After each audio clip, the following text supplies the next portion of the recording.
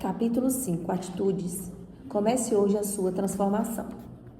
Não entendo o que faço, pois não faço o que desejo, mas o que odeio, porque tenho o desejo de fazer o que é bom, mas não consigo realizá-lo. Pois o que faço não é bem que desejo, mas o mal que não quero fazer, esse eu continuo fazendo. Ora, se faço o que não quero, já não sou eu quem o faz, mas o pecado que habita em mim. Romanos 7:15, 18b a 20. Precisamos ser sinceras. Quantos milhões de vezes não prometemos a nós mesmas que agiríamos de forma diferente e acabamos caindo no mesmo erro? É exatamente o que Paulo fala nesse trecho que lemos. Eu admiro muitas pessoas na Bíblia, muitos heróis da fé, e Paulo é um deles. Quando falamos nele, pensamos logo em uma referência de amor, relacionamento, obediência, sacrifício. Mas se você não sabe, deixe-me dizer uma coisa. Nem sempre foi assim. Antes de ser o grande Paulo, esse mesmo homem se chamava Saulo e era conhecido por ser perseguidor e matar cristãos. Paulo não era conhecido por suas doces palavras, mas por sua arrogante fala. Paulo não era conhecido por sua inabalável fé, mas por sua intolerância contra os cristãos. Paulo não era conhecido por amar e investir em pessoas, mas por assassinar inocentes. Eu fico imaginando como tudo mudou na vida daquele homem depois de ele ter tido um encontro com Jesus. Com certeza foi um mix de emoções. A alegria enorme de receber Cristo como Salvador e ao mesmo tempo o medo de uma sociedade que ainda o via como Saulo. Enquanto ele já havia recebido sua identidade de Paulo, sabe? No mesmo instante em que escolheu seguir a Cristo, tudo o seu passado foi apagado por Jesus. No entanto, certamente, as pessoas não esqueceriam da noite para o dia tudo o que havia passado por causa de Saulo. Talvez por isso Paulo tenha se enchido de tanta compaixão e paciência pelo próximo. Ele sabia que era o primeiro que dela precisava. E nós? Quantas vezes somos misericordiosas com nossos próprios erros, mas intolerantes com os erros dos nossos irmãos? O cerne é, quando se trata de transformação, não será fácil. Nem sempre as pessoas irão acreditar na sua mudança. Nem sempre as pessoas irão incentivar você a prosseguir. No entanto, assim como Paulo, você não pode parar. Mas Deus me disse: minha graça é suficiente a você, pois o meu poder se aperfeiçoa na fraqueza. Portanto, eu me gloriarei ainda mais alegremente em minhas fraquezas, para que o poder de Cristo repouse em mim. Por isso, por amor de Cristo, regozijo-me nas fraquezas, nos insultos, nas necessidades, nas perseguições, nas angústias, pois quando sou fraco é que sou forte. 2 Coríntios 12, 9 e 10. Genética explica predisposição, mas não justifica nem perdoa pecados. O que nos fortalece dia a dia é saber que o nosso Pai de amor é forte e cheio de ideal para nós. Como o texto diz em 2 Coríntios, é na nossa fraqueza que a força de Deus se aperfeiçoa. E quando sou fraco é que sou forte. Deus não quer que fiquemos de um lado para o outro, feito barata tontas, depois de um inseticida, seguindo seu destino. Ele é forte por nós, Ele habita em nós e a sua força e seu Santo Espírito estão conosco para darmos uma reviravolta. Pare para pensar. Você sabe de onde vêm os seus defeitos? Existem algumas coisas que lutamos para mudar e nem sequer vêm de nós. São heranças genéticas. Você herdou de seus pais alguns defeitos tanto físicos quanto emocionais. Contudo, lembre-se, genética explica predisposição, mas não justifica nem perdoa pecados. Além da herança genética, ao longo da vida adquirimos hábitos doentios que são como uma barreira para a transformação. E, por fim, alguns dos nossos defeitos também podem vir das circunstâncias que passamos. Deixe-me dizer uma coisa: nada pode impedir sua transformação caso você verdadeiramente decida mudar. Eu gosto de pensar que Deus não desperdiça nada, nem nossos sofrimentos, nem nossos defeitos. Na verdade, defeitos de caráter geralmente são qualidades positivas sendo usadas de maneira errada. Por exemplo, o defeito da fofoca. Na verdade, uma pessoa fofoqueira não passa de alguém bastante influente e comunicativo, qualidades, usando seus dons de maneira negativa, você me entende? Alguns defeitos que temos parecem até bichinhos de estimação. Estão conosco há tanto tempo que pensamos que nem conseguimos nos desfazer. Afinal, você se sente muito confortável praticando cada um deles. Acabamos confundindo nossos defeitos com nossa identidade.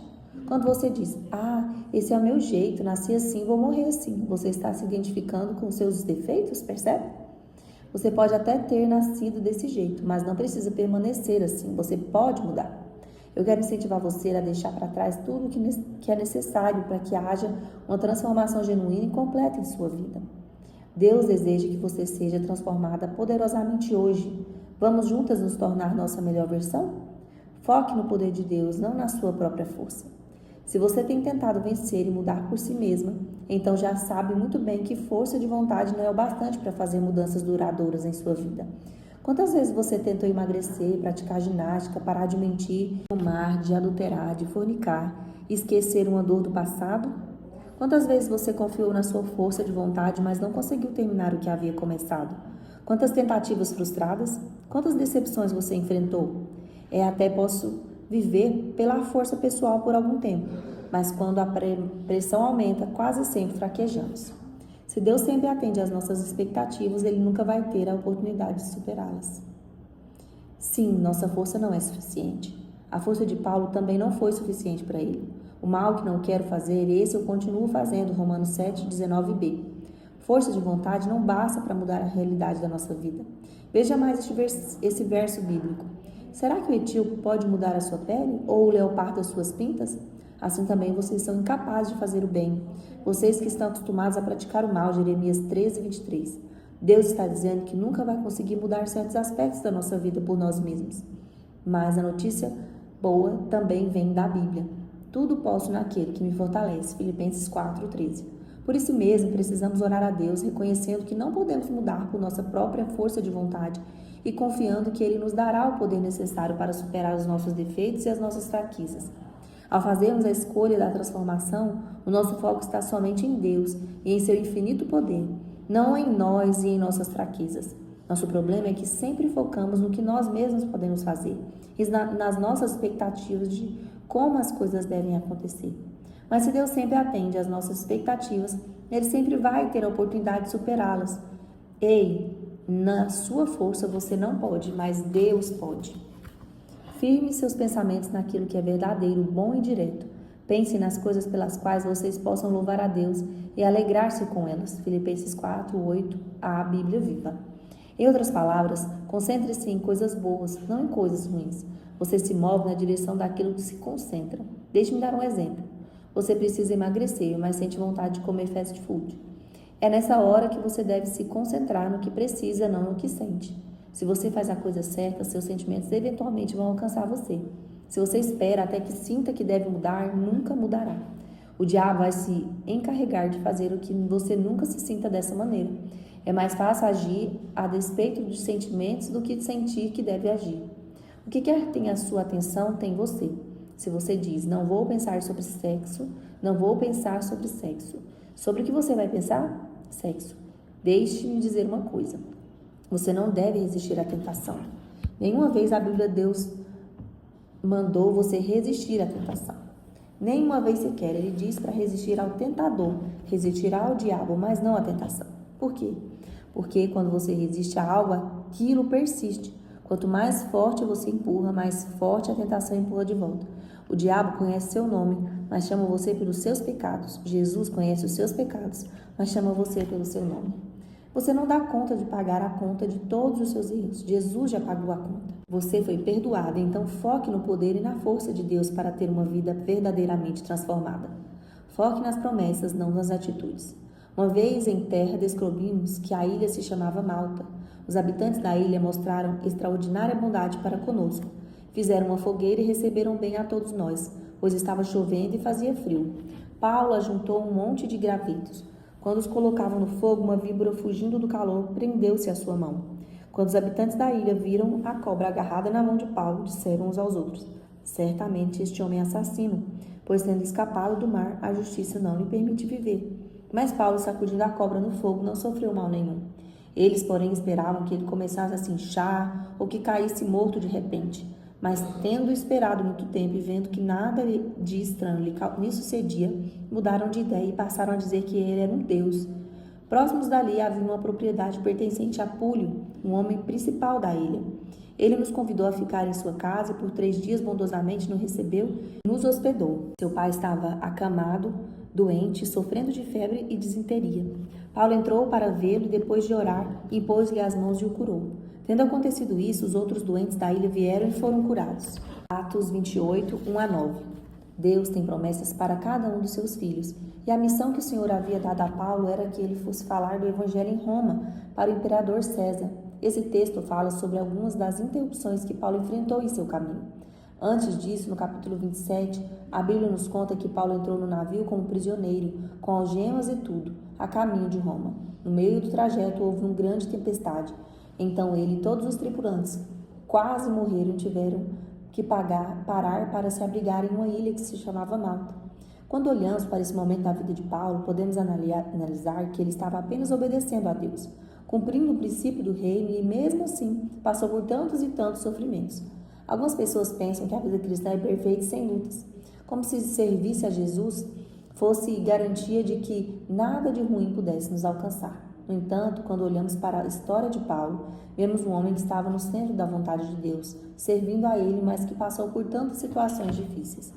Nos momentos ruins, precisamos nos lembrar de Romanos 8:28, que diz que todas as coisas cooperam para o bem daqueles que amam a Deus.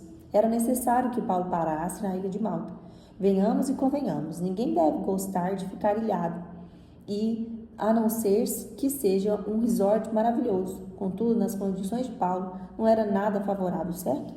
Ainda assim, a Bíblia diz que era necessário que ele parasse naquela ilha. Da mesma forma aconteceu em nossa vida. Estamos em um navio passando pela tempestade, parece que nem iremos sobreviver.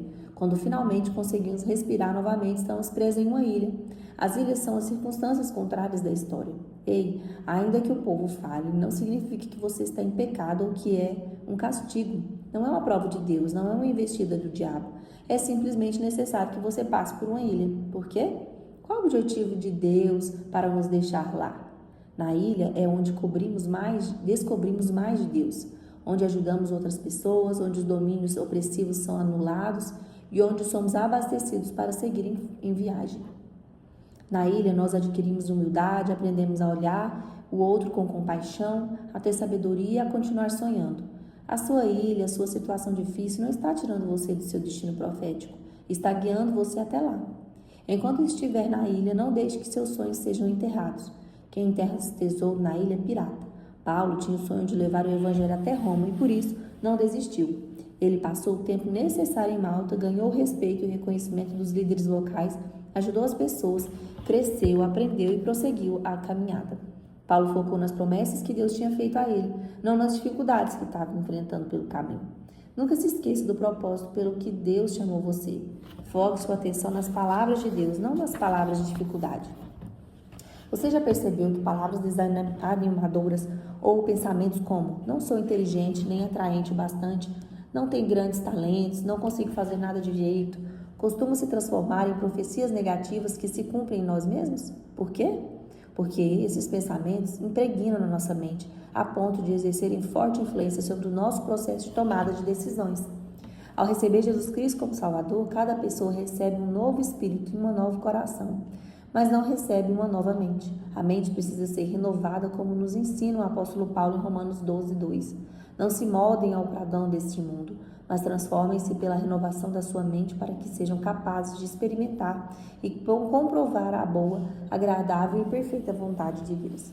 Precisamos aprender a pensar como Deus pensa a nosso respeito. Isso é renovar a mente. E a Bíblia nos garante em Jeremias 29:11 que Deus tem planos de nos fazer prosperar, nos dar esperança e um futuro. É isso que Ele planeja para a sua vida. É isso que Ele pensa a seu respeito. Deus tem um plano para fazer você prosperar e para dar a você esperança e um futuro. Sim, é preciso repetir para ficar muito bem registrada essa promessa na sua mente. Vale ressaltar que não se trata do poder do pensamento positivo, mas do poder que temos de escolher o que vai ocupar a nossa mente. É isso que o apóstolo Paulo nos ensina a fazer. Finalmente, irmãos, tudo que for verdadeiro, tudo que for nobre, tudo que for correto, tudo que for puro, tudo que for amável, tudo que for de boa fama, se houver algo de excelente ou digno de louvor, pense nessas coisas. Filipenses 4:8. Por exemplo, a única maneira de vencer uma tentação é desviar o foco da mente para outra direção. Se a nossa mente estiver impregnada de ideias sobre sexo, ou sexo vai ser dominante em nossa vida e em nossas atitudes. Aquilo que ganha a sua atenção já conquistou você. E como podemos reprogramar a nossa mente? Enchendo-a com a palavra de Deus, que tem mais de 7.000 promessas para aqueles que creem. Quanto mais versículos você memorizar e guardar no coração, mais fácil será neutralizar pensamentos, tentações e ataques espirituais. Somos transformados pela renovação da nossa mente através da palavra de Deus. Vou deixar agora que você para você uma pequena lista de textos bíblicos que são bons para preencher seu coração. Mas também ficarão algumas linhas para você incluir outros textos. Conforme você ler a Bíblia diariamente, terá uma bela lista para memorizar. Filipenses 4,13. Tudo posso naquele que me fortalece. 2 Coríntios 12, 9. Minha graça é suficiente a você, pois o meu poder se aperfeiçoa na fraqueza. Romanos 12, 2. Não se amoldem ao padrão deste mundo, mas transformem-se pela renovação da sua mente, para que sejam capazes de experimentar e comprovar a boa, agradável e perfeita vontade de Deus. Filipenses 4, 8. Finalmente, irmãos, tudo que for verdadeiro, tudo que for nobre, tudo que for correto, tudo que for puro, tudo que for amável, tudo que for de boa fama, se houver algo de excelente ou digno de louvor, pense nessas coisas. João 8:32. E conhecerão a verdade, e a verdade os libertará. Jesus disse, e conhecerão a verdade, e a verdade os libertará. João 8:32. Por isso, permita que as verdades contidas na Bíblia ajudem você a superar as feridas e os fracassos. Como eu já disse, não podemos ficar presos a uma dor ou a um problema. Temos que seguir em frente, levantar a cabeça e dar a volta por cima com Jesus sempre é possível. Nunca pense em desistir. Por mais que as circunstâncias digam não, lute pelo sim. O apóstolo Paulo se tornou especialista em fazer das dificuldades uma ponte para o sucesso. A resistência dele era diretamente proporcional aos desafios que enfrentava. Veja o que ele afirmou em 2 Coríntios 4, 8 e 9. De todos os lados somos pressionados, mas não desanimados. Ficamos perplexos, mas não desesperados. Somos perseguidos, mas não abandonados. Abatidos, mas não destruídos. Portanto, não seja marionete nas feridas dos traumas e fracassos que um dia afetaram sua vida. Ganhe experiência e prossiga ainda mais forte. Foque nas coisas boas. Por mais que as circunstâncias digam não, lute pelo sim. O diabo sempre lança mentiras na nossa mente. Influenciados por ela, às vezes pensamos, ninguém me trata com carinho, não ligam para mim. Esses sussurros malignos podem nos levar a guardar mágoas no coração e não perdoar quem nos ofendeu. Sem perceber, nós nos tornamos reféns dos ressentimentos. Precisamos ter muito cuidado, pois o diabo quer que demos atenção às feridas do passado. Se possível, ele nos manteria acorrentados ao nosso passado. Em vez de ouvir essas vozes do mal, busque viver como a palavra ensina. Se você se mantiver firme no que Deus pensa a seu respeito, o seu passado não terá poder sobre o seu futuro. As lembranças permanecerão, entretanto, não terão o poder de nos fazer desistir. Foque no progresso, não na perfeição. Se olharmos com sinceridade para a nossa vida, descobriremos muitas coisas que precisam de mudança. Creio que ao longo deste capítulo você experimentou essa sensação. No entanto, só podemos fazer essas mudanças gradualmente, vivendo um dia de cada vez. Nossos defeitos e traumas, nossas dores e feridas não surgiram da noite para o dia. Portanto, não espere que desapareçam no piscar de olhos. Mudar uma coisa de cada vez leva tempo. Por isso, comece pedindo a Deus que mostre a você por onde começar. Seja bem específico no que você precisa mudar. É desonestidade? É mentira? É falta de perdão ou um mau hábito? É por compulsão por trabalho? É um sentimento de mágoa? É um divórcio mal resolvido que aprisiona a sua vida até hoje? É a traição do seu cônjuge? É um sentimento de medo? É compulsão por jogos de azar? É compulsão por comida? É vício em pornografia? É um distúrbio de sexualidade? É um sentimento de culpa? É um abuso sofrido no passado? É uma paternidade mal resolvida? É vício em álcool? Substâncias entorpecentes? É maledicência?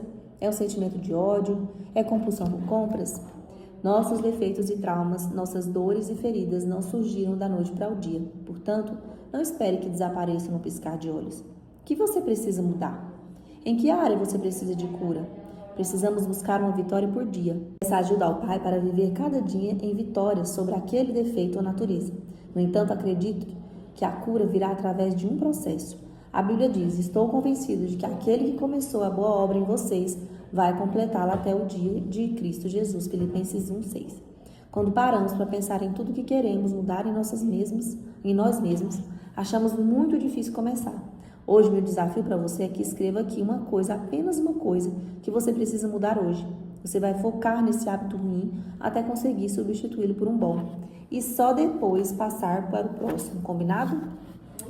E todos nós que com a face descoberta contemplamos a glória do Senhor, segundo a sua imagem, estamos sendo transformados com glória cada vez maior, a qual vem do Senhor, que é o Espírito, 2 Coríntios 3:18.